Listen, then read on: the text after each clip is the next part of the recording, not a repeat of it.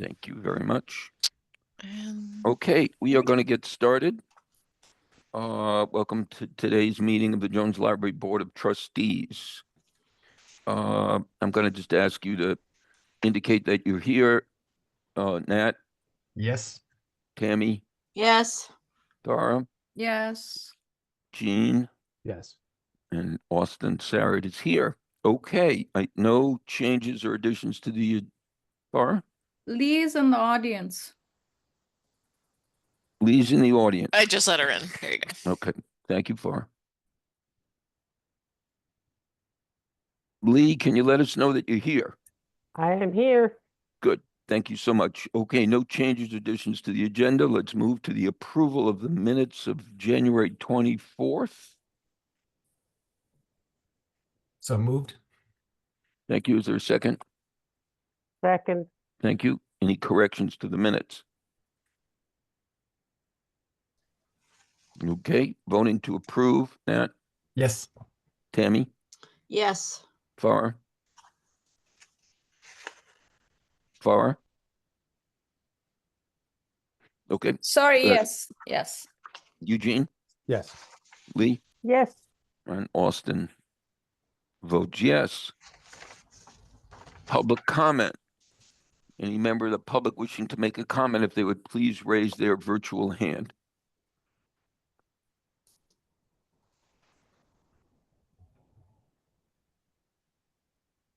Okay, seeing none. The president's report. Well, I will just sort of meld the president's report with the Library Building Committee report. We are moving ahead with the 106 process. We have a draft memorandum of agreement, which has been submitted to the Mass Historic people for their review. That memorandum of agreement reflects a couple of things that we talked about in the past, which was the slate roof, changing the slate roof, and the book drop, among other things. In addition to that, work on the 106 process, we have submitted a request to the MBLC for an extension of time through the end of April in order to allow us ample time to finish the 106 process and sign a contract with our general contractor. Sharon, can you just remind me of when that meeting is, the MBLC meeting? It will be the first Thursday in March. So that would be, hang on, let me pull up my Google machine. The 6th. Okay, and we are all invited to attend that meeting. So we are getting into close to the end game for our building project, and hopefully with the signing of the memorandum of agreement, that would then be transmitted to various federal agencies for their review. And when that is complete, and if the MBLC gives us the extension that we're asking for, then we hope to be in a position to sign for the town to sign with the general contractor. Okay, any questions about any of that? Okay. Next item on the agenda. Hold on, just 1 second. There's 1 second. I want to make sure that you all had a chance to review this thing that was included in the packet, which is from the Massachusetts Historic. Everybody saw that? Okay. All right, Tammy, buildings and facilities. Farah. Is Oh, that yeah. Sorry. We have not Sorry. met. We have not met. We couldn't find a date this month, so we're meeting next Tuesday. Okay. Sharon, how are things in the building, the Jones? Inside the building is good. I wanted to give a quick shout out to the facilities team because the last snowstorm was really, really hard on everybody. Yeah, Multiple days and heavy snow, which turned into ice. But our team, they were down to the pavement, and I just really appreciate them. So I want to give them a shout out. right. Yeah. Thank you. Okay, next is the Development Committee. Lee Edwards, I got that one right. Now I've unmuted to say I don't have a whole lot to report, but the annual fund, as you can see from the information provided in your packet, is going great guns. Yeah, We're above where we were last year with more donors and many donors who are donors to both the annual fund and the capital campaign.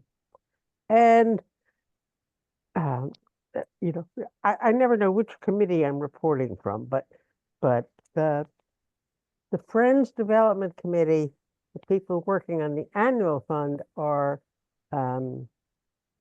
very excited about all the things that they're going to do to raise money for the library. And you'd be happy to keep me saying this, they're very happy about pickleball. They have a date for November. They're going to double, more or less, the number of players, which will bring in more money. So this will all be very good. And there's a different group of people who are hoping that the project goes through so they can do what they've been wanting to do for several years, throw a gala to actually launch what we think of as the public phase of the capital campaign. There's some concern about federal funds, as I'm sure you can imagine. But we've been in touch with our federal grantees, and as far as we can tell, everything is still in order, and everybody's waiting for the 106 process to play itself out and for the town, everybody else to sign on. So we will know finally that we actually have a project. okay. Anything else, Lee? Not for this committee. Okay. Any questions for Lee? Anything else you want to say about the capital campaign?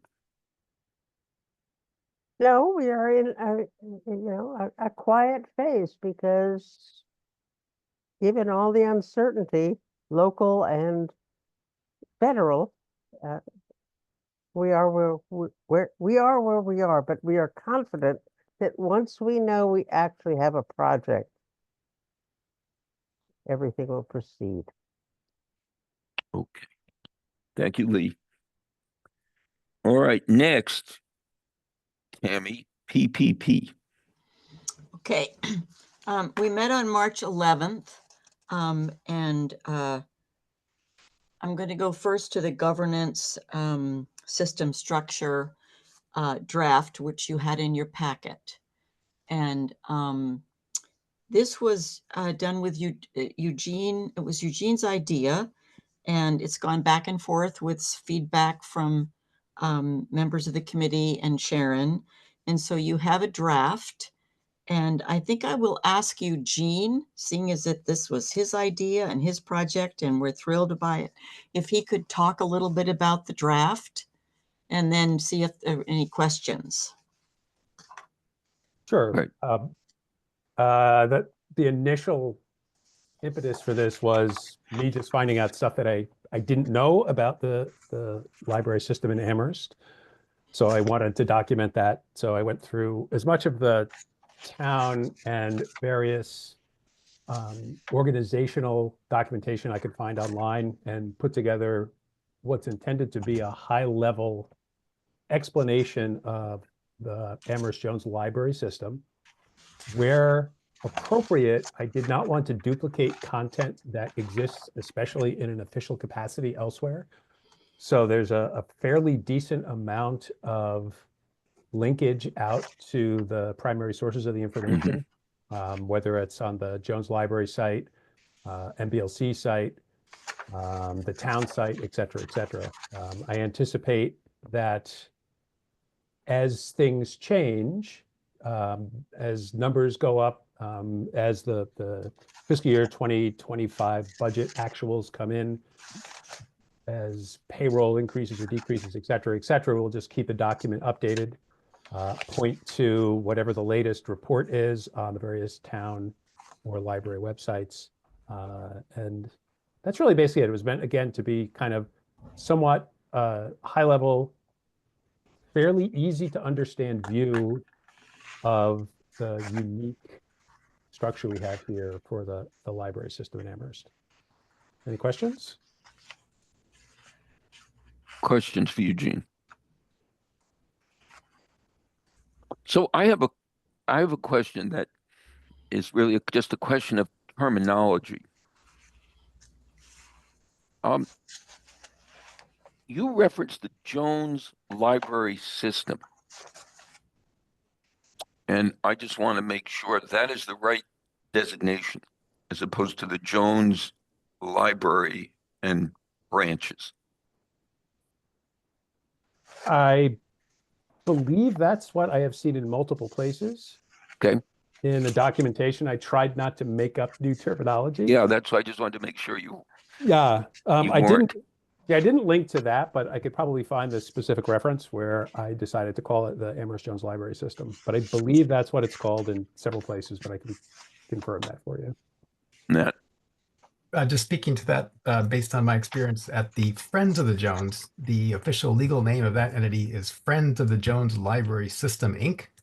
Uh-huh. And as far as I know, I've not come across anything officially legally called, system other than Friends of the Jones Library System, Inc. So my sense is that when that Friends organization was founded, it was intended to cover not just the Jones Library building, but also the branches. And so someone used, System Inc. But to my knowledge, that's the only kind of official legal. But maybe someone has further information on that. Well, I'll just tell you that on the website about the Friends, it references the Friends of the Jones Library System, Inc. So that's right. Okay. Farah? I just wanted to thank Eugene for putting this together because I know it took some effort. I know he enjoyed doing the PowerPoint because that just filled his creative bucket. But I think it's really helpful just to see how it's laid out. And I'm embarrassed to say that after a few years as a trustee, I did not know that the Munson had their own board of trustees. So I learned something from this document. So thank you, Eugene. Truly, I would say 80% of the content on here was from Tammy and Sharon and you, Farah. So I'll take credit for the idea, but a lot of the content came from stuff that already existed and also from the input that we had over the 2 or 3 meetings we had about the deck. Sharon?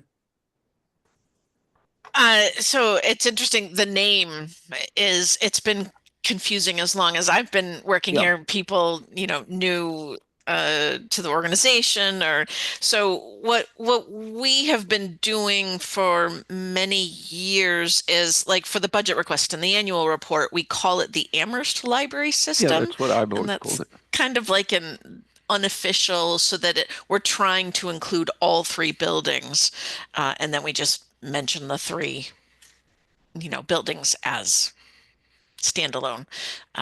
Anyways, yeah. I could change it to whatever we deem we want to call it, and I'm fine with that. And then I guess the question is what do we do? I can set this up if I'm going to make those changes to remove Jones from the system title. I could take the draft off. I could put a down in the bottom where I have 2025 draft, 2025 So, version 1 or something like that. Gene, may I make a suggestion? Sure. Leave it the way it is. And if you want to add to the slides, you can tell I watch a lot of mysteries programs. You could say also known as. No, but I'm serious. Instead of like just also known as the Amherst Libraries or whatever, that would probably do the job. I do have a little question of detail. Mhm. Um, I don't I'm a little concerned about the inclusion of the endowment value.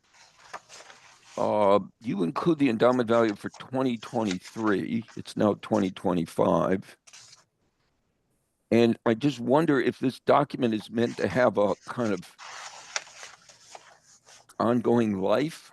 The endowment value will go up and down, whether it makes sense to have things that may change from year to year or month to month. So Yeah. I don't feel strongly about it. It's our endowment value is different in 2025 than it was in 2023, and it'll be different next month than it is this month. So I'm not sure whether or not that information is helpful here. Lee? This is just a tiny question. My memory, which could be faulty, is that sometimes when the friends send out stuff, they refer to some entity called the Jones Libraries. And if that, so we should stop doing, the friend should stop doing that and substitute one of these other names. We could leave it the way it is now, but I don't feel horrifically strongly about removing the word Jones, but that has a lot of freight in this town, but it does potentially just sort of confuse things because there are three facilities, the main one being Jones, and then Right. right. So I could see potentially removing Jones, but I don't feel strongly about it to advocate for that.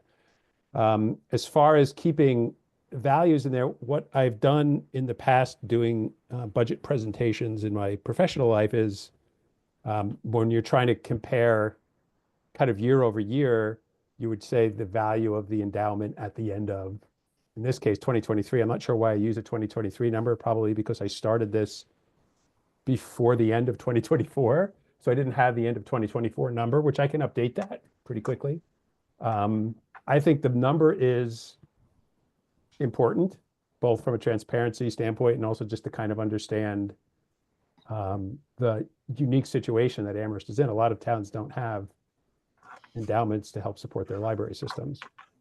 So I think that's a kind of important number, but that then means we have to kind of keep on top of keeping the document updated because it will change for the end of 2024 and the end of 2025 and the end of 2026, et cetera, et cetera. I thought the expectation was that this would be placed on the website. Is that correct? That's my question to the group. We have this document. How do we make it easily available to people who want to get involved in the library and want to have kind of a first tier of understanding of the library system? Sharon, was that your understanding?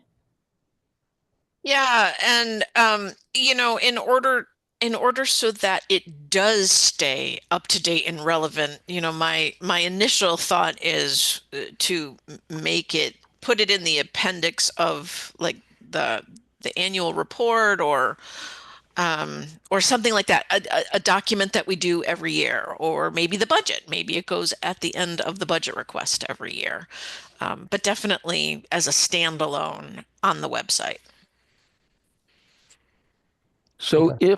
if this document is meant for external use, I think just for the sake of it, we ought to vote to accept it because it then will be, so to speak, our document. Nat. Oh, just talking about the endowment, whatever the date is that we're going to use, just pointing out that in the endowment summary that's also in the packet as of the end of 2023, it was about 8.8 million.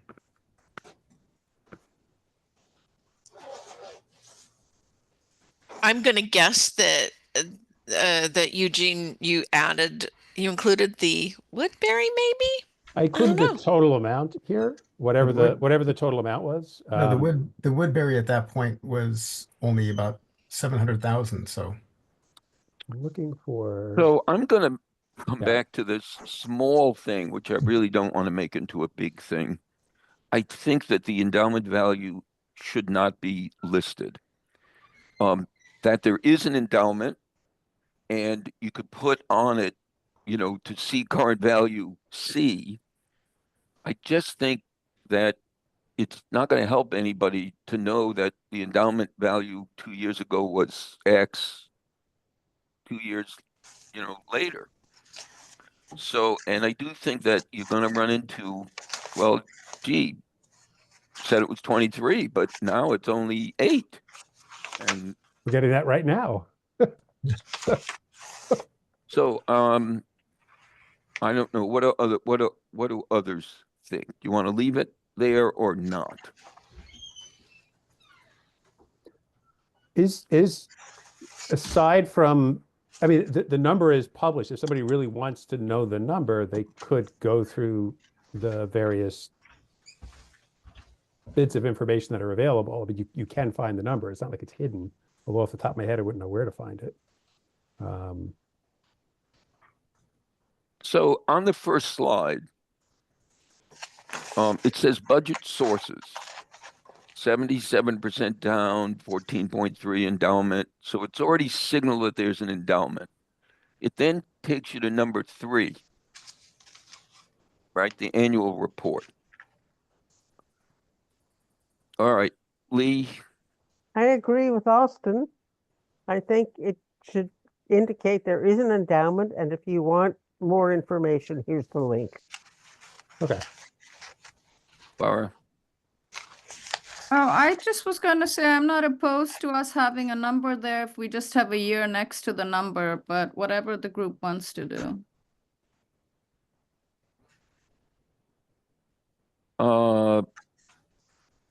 Tammy, you want to leave the number or not leave the number?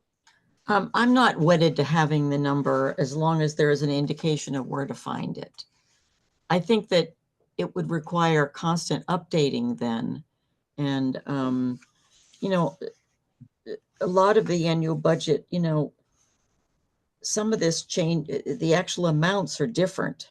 The town, the endowment, how much state aid we get, and how much we get from the Friends. So all of that changes every year. So it might be easier to indicate where to find it rather than to include it than have to constantly be updating it. So as long Okay. as somebody can find it, and if people have issues with including it here, I'm willing to have it changed based on the will of the group. So just for the sake of doing this, I'm going to move to accept what Gene has produced with the deletion of the value of the endowment. If there's a second, then we can decide how to proceed. Second. Okay. So is there any other discussion? Okay, the proposal is to accept what Gene has produced and to remove the value of the endowment figure. And if we're going to be clear in that first slide where it says 77, 40, whatever, you need to have a date there. So again, it's clear when it was. I didn't notice whether there was a date there. Okay, on the motion to accept this with the change, Nat, yes.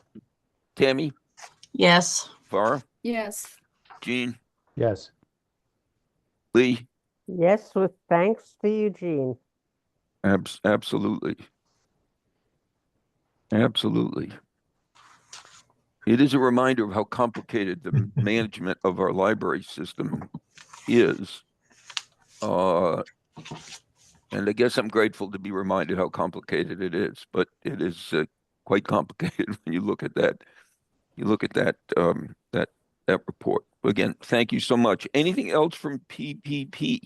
Yes, I will ask Farah to give us an update on the Jedi Committee. Okay. So we are meeting tomorrow, but I have had some pretty interesting experiences since we last met as a board and since the Jedi Committee met. So I wanted to share some of that with you. Based on some of the follow-up that the Jedi Committee, some of our next steps of three of us met with the department heads about a few weeks ago, just basically to have a chat to see, because one of the things we wanted to do was find out what was going on with programming, whether the department heads had a wish list of what they were looking for in terms of programming or how they do things. But there were a few items that stood out, and just talking to them made me feel even more strongly about this project. And I just really hope that everything works out and then we get this renovation expansion project going through. Because the one theme that was throughout this room was space. Like everyone talked about how hard it was with the current space. Children's and teens, there were things like, we wish we could set up for an event the next afternoon without worrying about what's happening in that room the day before. They would like to have like a space where, just leave, like if you're doing a children's event, keep a few things in there. If you're doing a teen event, keep a few things in there. And then just the stuff that's offered, not that many teens come in. They would love to have a maker space for the teens and a space where they could really just come and be themselves and not have to worry about being too loud or, patrons not happy about them being around. So those were a couple of the things that happened and that they talked about. But also things like they wish that there was a better way of having people register for events. And I think that's kind of town-wide right now, because they did say that the town had this system, and I've forgotten what it is, maybe Civic Plus or something, Sharon. And but most of the registering for children's programming and teens is done through Google Docs, and it's not really convenient. So there were a bunch of other things, and I'm going to bring this back to our committee tomorrow. But there was also stuff about, like, in terms of diversity, like some of the books that they might get in that, it's Janet, right? Like, she's the one who, is it Janet or Linda? Linda. Linda, sorry. But she'll get these books and then they're not always what patrons check out, especially among the nonfiction books. So there was a lot going on there. But I also attended the DEI workshop that the town DEI folks were holding for the Jones Library. And I think it was really a good meeting to go to, because Pamela Nolan Young was talking about how what's happening on the national level might affect us on a local level going down the road. And also how it could come to, taking, I mean, we all know this, taking out the terms DEI from committees, which made me wonder what would happen to our Jedi committee. Also, so just, and, when we at the diversity workshop, one of the things was they had like these scenarios that they set up, like asking the groups, what would you do if something happened? And one of the things was, what if there was a patron who was sitting there with their, all their luggage in just right next to them, and there was a strong body odor, like how do you deal? So there were just a couple of scenarios, and it was how do you deal, or if a patron was being abusive toward another patron, so how do you deal with it? And apparently at the library, it's layers, like somebody there has to contact their supervisor, and then it goes up the chain. So we talked about the CREST department, and what if the CREST department had a little training for the library staff on how to deal with situations, so you could deal with the situation right there instead of trying to contact someone to come and help with the patron or help figure out what to do. Anyways, there were lots of little things. I have to take this back to Jedi tomorrow, and Pamela Nolan Young and Philip Avila are also coming tomorrow to our meetings to have a little talk with us. So that was a lot of information. If anyone has any questions, please ask. But I Sharon. was kind of excited about what we're doing and what they're doing, but also this is a really hard time, I think, for everyone, and it's a lot to think about, just local, national, and international. Sharon. I just wanted to say I appreciate the Jedi committee folks who have, they split up into teams and they met with staff who purchase items and staff who do programming, and they really listened. It was so fabulous for them to hear directly from the staff as opposed to through me, the challenges that the building and just being public librarians bring. And a huge shout out to the DEI department. Pamela Nolan Young and Philip Avila are they're really spectacular, and the training that they just did for us, they've been going town department by town department and making each training unique to that town department, and that's a boatload of work. And I just really appreciate how well they have informed themselves about what the library does. And Farah, like what you said about how every interaction is layered. And another shout out to the staff of the library, because they are so good at managing each of those different steps that are involved in trying to help and protect the one patron that may be struggling in that moment, as well as still trying to provide a safe space for the other patrons around. So thank you. Thank you. Oh, one other thing is the space thing makes even more sense, because I have been going to the library to work all week, and I've literally been like coming into a room, looking around, going and sitting somewhere else, and coming back to the room to work because I have a specific space I like to work. And I mean, it's really been busy in there, and could be the weather, it could be a number of things, but the space is one of the biggest problems in there. And the staff are amazing. So thank you for adding that, Sharon. Okay. Lee? I should have said this as part of the development committee, but I forgot. There are library tours that have been scheduled and are scheduled for the future. I lead some of them. Kent Ferber leads some of them. Sometimes other people lead them. When I lead them, I let the building speak for itself as to the need for expansion as well as renovation. And I just want to endorse, Sarah, everything that you have said. And my particular places, I get down to the lower level and we stand in front of a space and I say, what do you think this is? And nobody knows. I say, this is the teen space for the library in the town of Amherst, and it is a disgrace. So thank you, Sarah, for everything you're doing. Thank Absolutely.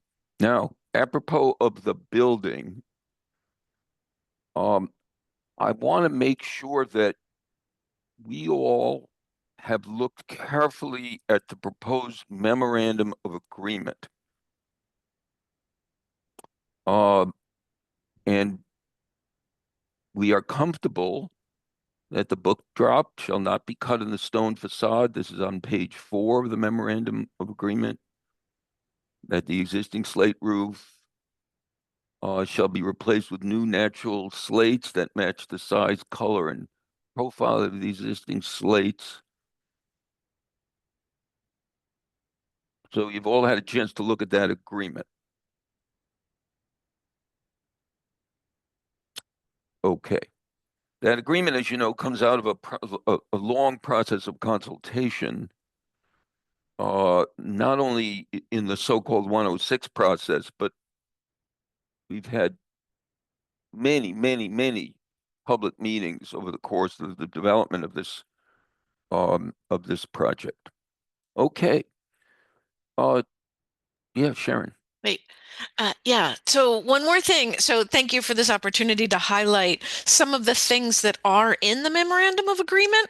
So this process, so it's been long, but it's been valuable and productive and successful.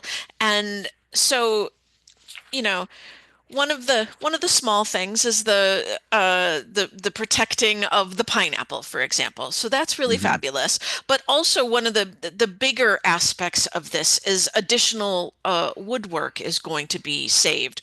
So already in the construction documents, there are pieces of the historic woodwork that will already be taken off very carefully, abated, stored, and then reinstalled. But as you'll see on page 5 of the MOA, it mentions specifically 4 more places where chunks of the wood will be saved.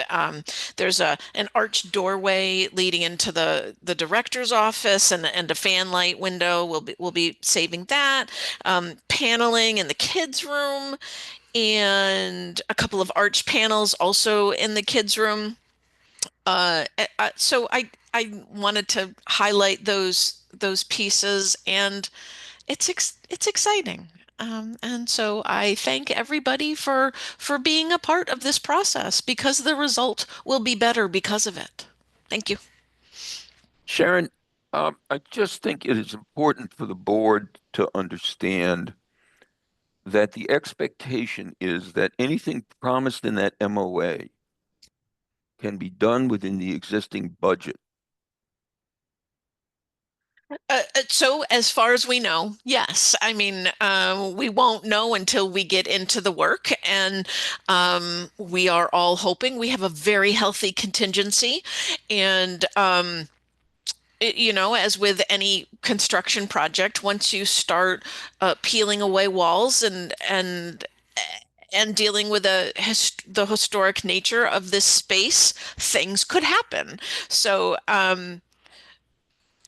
as it stands now, and based on the experience of all of the consultants and experts that we've had actually look at the building over the past 10 plus years, this all falls into place, and the work can be done within budget. The answer to the question is anything that is contemplated in that memorandum of agreement can be done within the existing budget. That's that's the basis on which we are going forward. We're not revising the budget. The new expenses are expenses that we can cover within the existing budget. Barr? Do we know where the contractor stands with this small delay in terms of the budget? We have no basis of understanding that anything has changed with the contractor. Okay. Thank you. Okay, if nothing else about the agreement and the building and PPP, we'll go to budget and investment.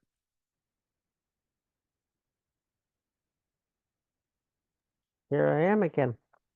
The only points of interest are the FY25 budget discussion, budget and expense discussion continues, and it's complicated this year because of the uncertainty around the Yeah. project Yeah. and because of some uncertainty about federal funding, specifically in relation to the ESL program. There's some reason to believe from other ESL programs that maybe some funds may be held back, but we have sent forward an invoice to kind of test the waters, and we have not heard back, which on the no news is good news front, we're taking as no news is good news. Um, the FY26 budget planning process is in the works. Sharon reported that she was happy to say that the healthcare and benefit costs are now projected to be less than the 20% that was originally anticipated. But again, given the uncertainty of our national government, it's hard to know how federal funds to the state might flow down to the town, that might change things. But nobody said to change anything. So for now, everything is proceeding. And we may be meeting more frequently than normally to try to stay on top of any changes. And you have the numbers for the endowment and the annual fund all in the packet. So I don't think there's any particular need to go through them again. So I think if I missed anything, Sharon or Nat will tell us. Lee, one thing, I'm sorry, go ahead, Nat. So just to make sure we're all on board. So my understanding is that next week, our committee is meeting to go over the FY26 budget.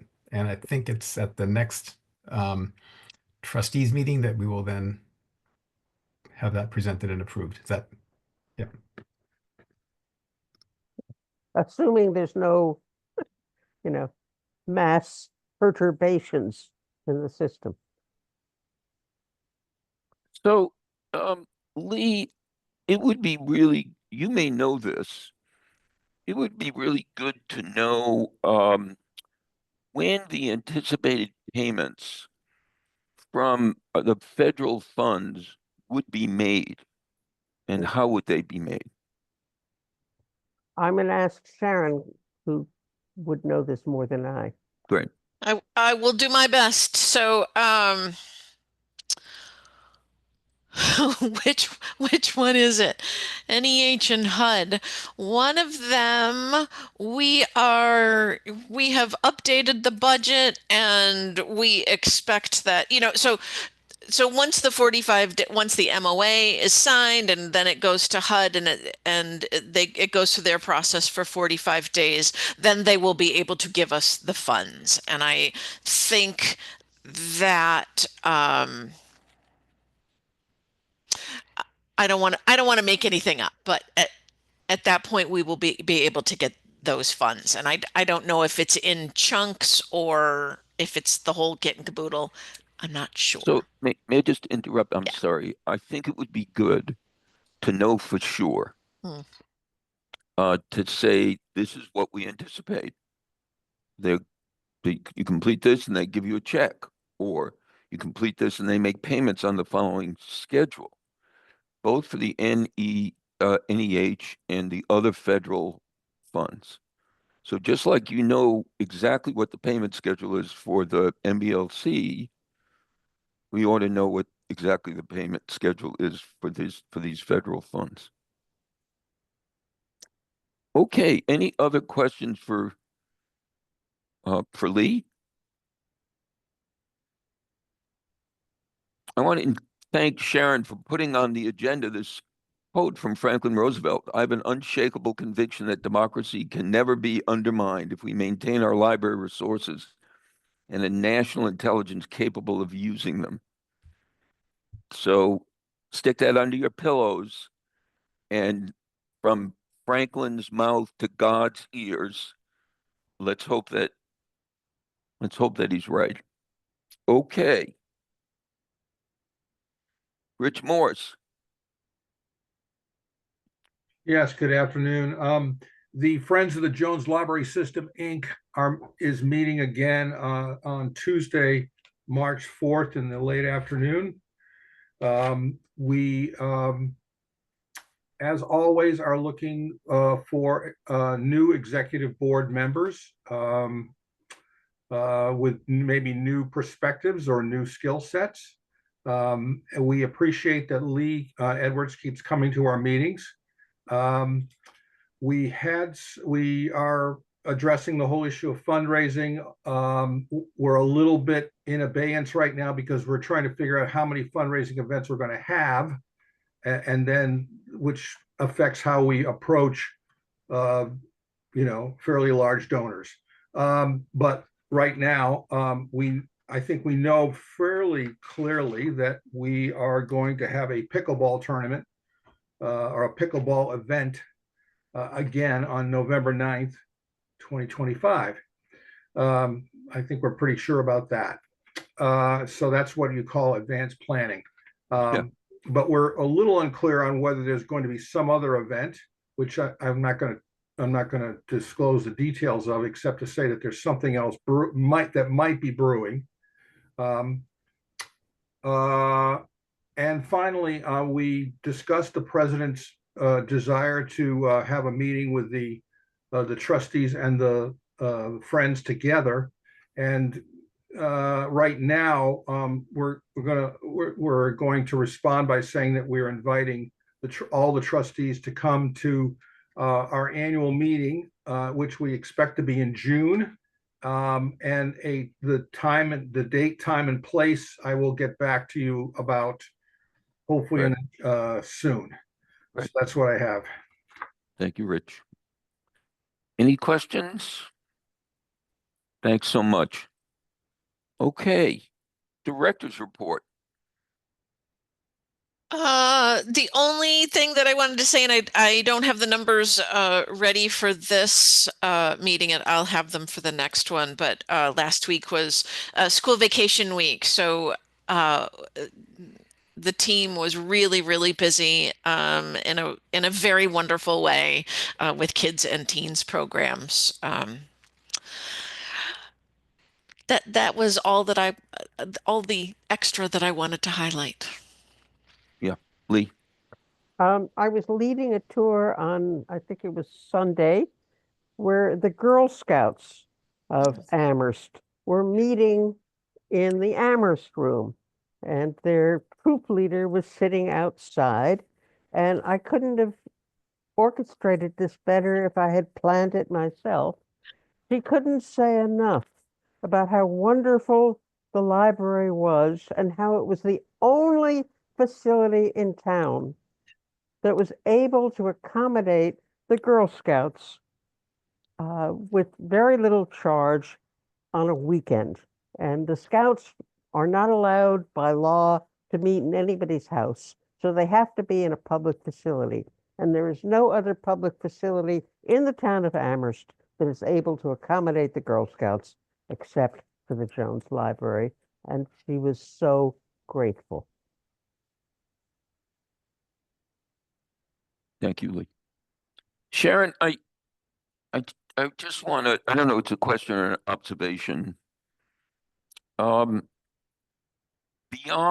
the issue of vulnerable populations in the town, from the perspective of DEI, there are many vulnerable populations in the town who may be adversely affected by things that will happen in Washington, D.C.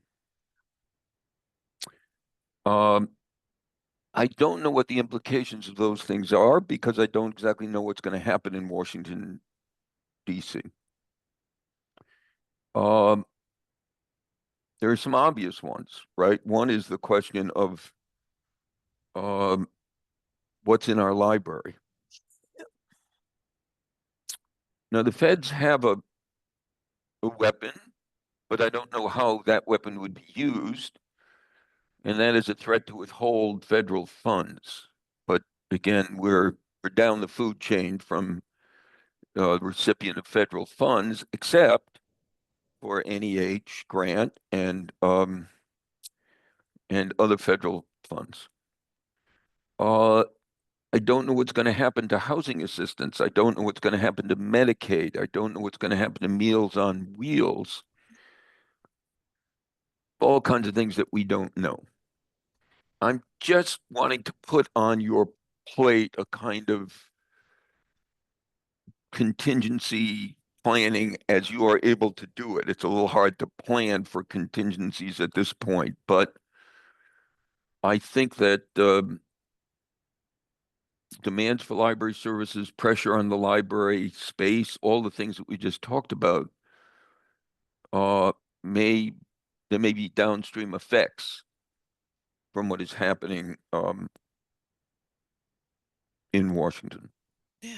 Pamela Nolan Young, director of the DEI department, gave a really great presentation slash overview, digging into department by department how what's happening at the federal level could be affecting each of the different departments.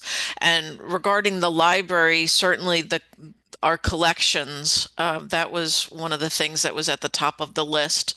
You know, we are very lucky to be in Amherst and where all books are celebrated, regardless of the topic. But book banning could become a thing, and our collection development policies could be, toppled. Programming, that's another big deal. The fact that we had a drag queen story time, which was one of the most important programs that the libraries had in recent years. We're so happy that we did it when we did it. But So what I go was ahead. gonna request, I'm glad that she did that, and you know that the next time that we are together, if you could kind of lay things out for all of us, Sure. that I think would be very helpful. Yeah. And I think it's important for all of us to recognize what we all recognize, which is we are living in an extraordinary and troubling moment for many people, and that includes the people that work in our library. And we need to be even more supportive than we always are about these people who need to provide the excellent public services that they do at a time when the environment feels um, quite fraught. And as representatives of the library in the town, I want to say the following. We need alliances, not enclaves. And people should disagree and fight about whatever they want to fight about.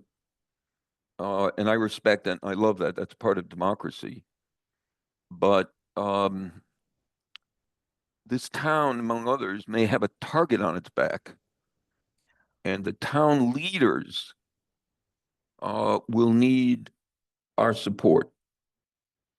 Alliances, not enclaves. And we need to think about that as we think about what's going to happen in the town budget process. We need to think about that as we go forward. So, how's that for a happy way to end? Okay, I think we're ready to adjourn. Bye. Everyone.